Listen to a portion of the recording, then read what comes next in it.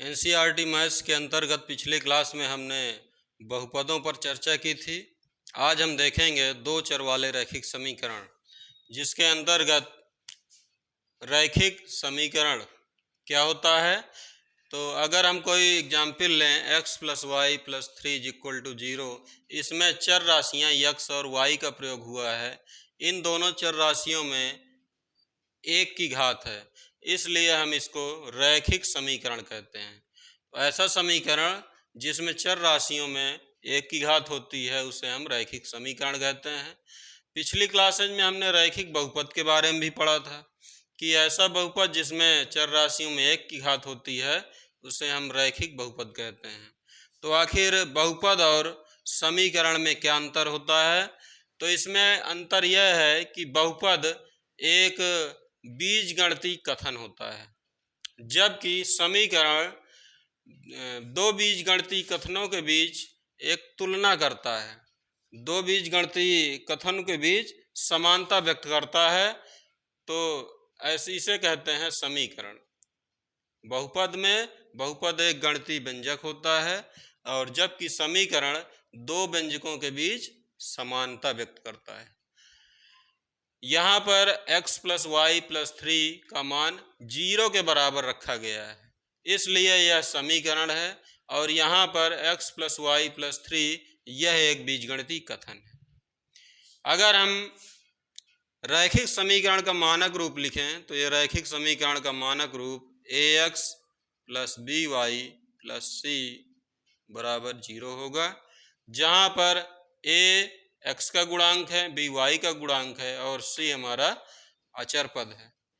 यदि हम दो चर वाले रैखिक समीकरणों को लिखें तो इसमें पहला समीकरण अगर लिखें a1x + b1y + c1 = 0,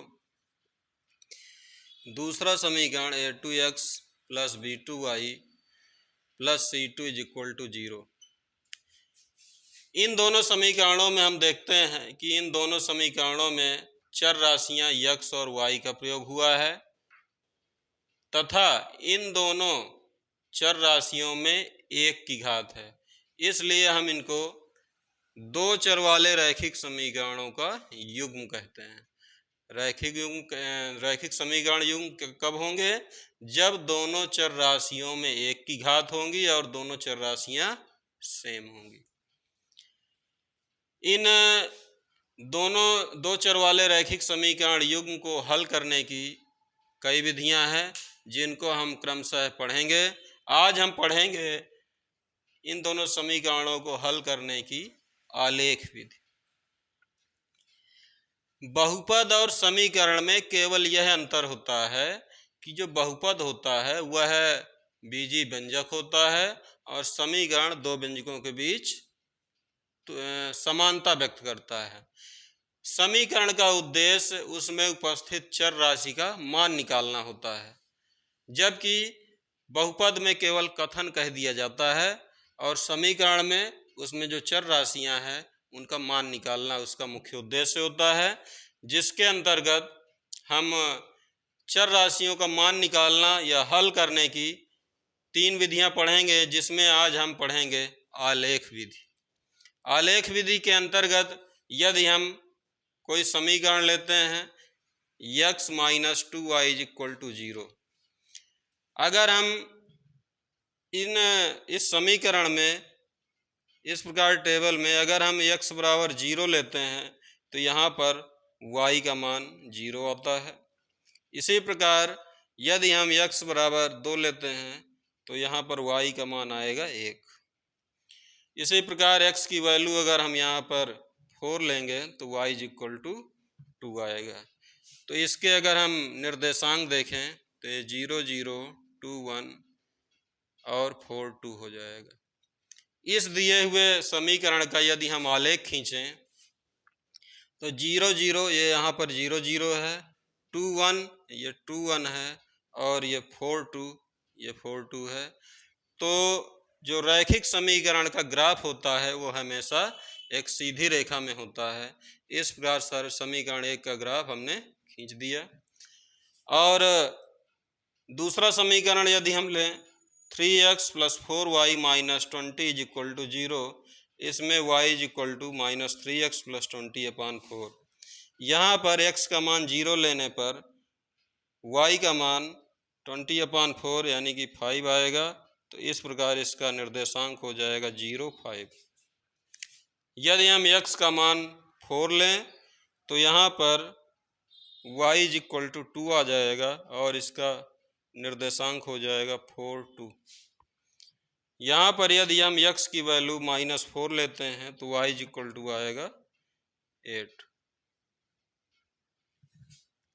और यदि हम इस समीकरण 2 का ग्राफ खींचें, इस समीकरण 2 का आलेख खींचें तो यह भी एक सीधी रेखा में प्राप्त होता है। और अगर हम देखें तो समीकरण 1 और 2 एक दूसरे को 4 और 2 पर काटते हैं, यानी कि x अक्ष का मान 4 है और y अक्ष का मान 2 है। इसका अर्थ यह हुआ कि ये दोनों समीकरण, इन दोनों समीकरण के आलेख एक निश्चित बिंदु पर दोनों रेखाएं एक दूसरे को प्रतिच्छेदित करती हैं। अर्थात इन दोनों समीकरणों का हल हो जाएगा x इज इक्वल टू 4 और y इज इक्वल टू 2। इसी प्रकार दूसरा समीकरण लेते हैं। पहला समीकरण है 2x plus 3y minus 9 is equal to 0, जिसमें से यदि हम x की वैल्यू अगर 0 रखें, x का मान अगर 0 रखें तो y इज इक्वल टू 3 आ जाएगा। इसी प्रकार अगर हम x की वैल्यू 3 रखते हैं तो y इज इक्वल टू आएगा 1।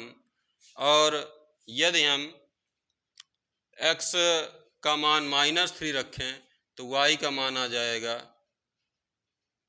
5। तो इस प्रकार हमें निर्देशांक प्राप्त हो जाएंगे 0, 3, 3, 1, -3, 5। यदि हम इस समीकरण का आलेख खींचेंगे तो यह हमारा 0, 3, 3, 1 और -3, 5 इन तीनों बिंदुओं से जाने वाली एक सरल रेखा होगी। इसी प्रकार समीकरण 2 में अगर देखें, समीकरण 2 4x plus 6y minus 18 is equal to 0, इसमें x की जगह अगर 0 रखेंगे तो y का मान आता है हमारा 3, इसलिए ये निर्देशांक हो जाएंगे 0, 3। और x का मान जब हम 3 रखते हैं तो यहाँ पर y का मान आता है 1, तो ये हो जाएगा 3, 1 और यहाँ पर आ जाएगा -3, 5। x का मान -3 रखने पर यहाँ पर y का मान 5 आएगा।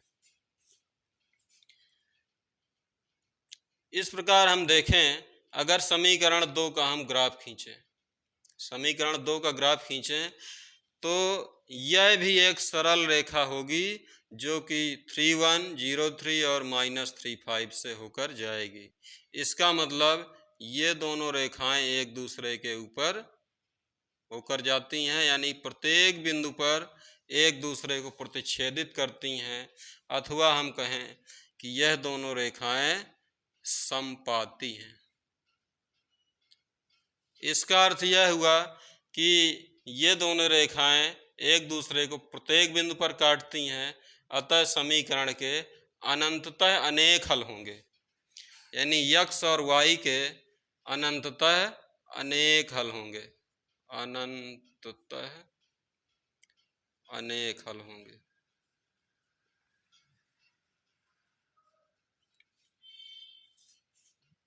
यदि हम अगली कंडीशन में 2 समीकरण लेते हैं, पहला समीकरण है x plus 2y minus 4 is equal to 0। इसमें यदि हम x की वैल्यू 0 रखते हैं तो y की वैल्यू आएगी 2 और निर्देशांक हो जाएगा 0, 2। इसी प्रकार यहाँ पर x की वैल्यू अगर 2 रखें तो y की वैल्यू आ जाएगी 1, तो यह आ जाएगा 2, 1। और 4 रखने पर इसकी वैल्यू आएगी 0, तो ये हो जाएगा 4, 0। यदि हम इस समीकरण 1 का ग्राफ खींचेंगे तो समीकरण का ग्राफ इस प्रकार 0, 2, 0, 2, 2, 1, 2, 1 और 4 जीरो से होकर जाने वाली एक सरल रेखा होगी, जो कि यह समीकरण एक में ग्राफ खींचने पर यह एक सरल रेखा प्राप्त होती है, जो कि बिंदुओं 0 2 2 1 और 4 जीरो से होकर जाती है।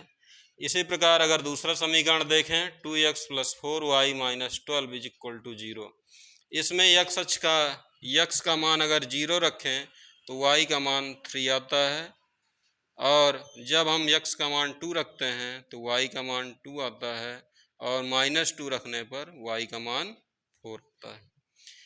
और इसका हम यदि आलेख खींचें तो यह भी एक सीधी रेखा में आता है, जो कि -2 4 0 3 और 2 2 से होकर जाने वाली एक सरल रेखा है।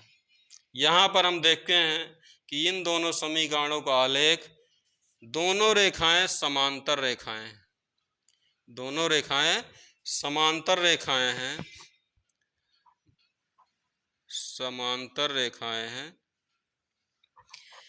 इसलिए ये दोनों रेखाएं कहीं भी एक दूसरे को प्रतिच्छेदित नहीं करती हैं। इस स्थिति में इन दोनों समीकरणों में चर राशियों का कोई भी हल नहीं होगा, कोई हल नहीं होगा। तो इस प्रकार हम देखते हैं कि रैखिक समीकरणों में 3 प्रकार की स्थितियां आती हैं। पहली स्थिति में जब दोनों समीकरणों का ग्राफ एक बिंदु पर काटता है, उस समय समीकरणों का एक अद्वितीय हल होता है। यहाँ पर इन दोनों समीकरणों का एक अद्वितीय हल होता है। और जब दोनों समीकरणों की लाइन, दोनों समीकरणों का ग्राफ संपाती होता है, उस समय समीकरणों के अनंततः अनेक हल होते हैं। और तीसरी कंडीशन में जब दोनों समीकरणों के ग्राफ समांतर रेखा में प्राप्त होते हैं, उस समय समीकरण का कोई भी हल प्राप्त नहीं होता, यानी कि चर राशियों का कोई भी हल नहीं होता। तो आज हमने रैखिक समीकरणों को हल करने की आलेख विधि जान लिया है। अगली क्लास में हम वज्र गुणनखंड विधि और विलोपन विधि के बारे में चर्चा करेंगे। Thank you.